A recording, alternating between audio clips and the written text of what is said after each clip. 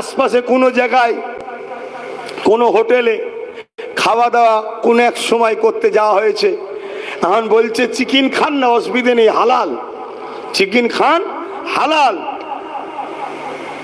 তারও অনেকে ছিল তারা বলছে হালাল যখন তাহলে অসুবিধে কি আছে। আমি আমার কথা বলছি, আমি বলছি ভাই হালালটা কে করেছে? বলছে কেন আনন্দ? ওদের মেন্টালিটি মানে 3 প্যাঁচ দিলে হালাল, 2.5 প্যাঁচ দিলে হালাল। শুনছেন তো নাকি? ও জানেই না যে আল্লাহর নাম ছাড়া অন্য কারো নামের খাদ্য খাওয়া বা পশু জবাই করা হারাম। আর হারামকে কেউ যদি বিসমিল্লাহ বলে খায় কাফের, বিবি থাকলে তালাক, এ জানে। তাহলে আজকে আমাদের রাজ্য সরকার আমাদেরকে প্ল্যান মাফিক হারাম খাওয়াবার প্ল্যান করছে না, করে না? কথা বলছে না তো। কই এলিয়ে কোনো আলেম উলামা ইমাম পীর পীরজাদার মুখে কথা আছে? সমাজকে জাগাচ্ছে যে খবরদার ও চক্রান্তে পড়ুনি, ও বেঈমান, আমাদেরকে বেঈমান বানাতে চাইছে, ও হারামখোর, আমাদেরকে হারামখোর বানাতে চাইছে।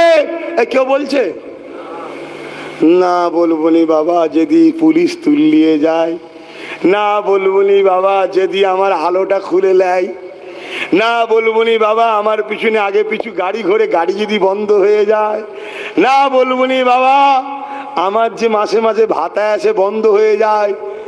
আরে ভাতা শুধু ইমাম লাইনে, আরো অনেকে লাই, ইমাম তো 3000 পায়, অনেকে চুপি চুপি 2 লাখ 4 লাখ 5 লাখ করে মাসে মাসে পায়। হ্যাঁ, তুমি আছো কোথায়?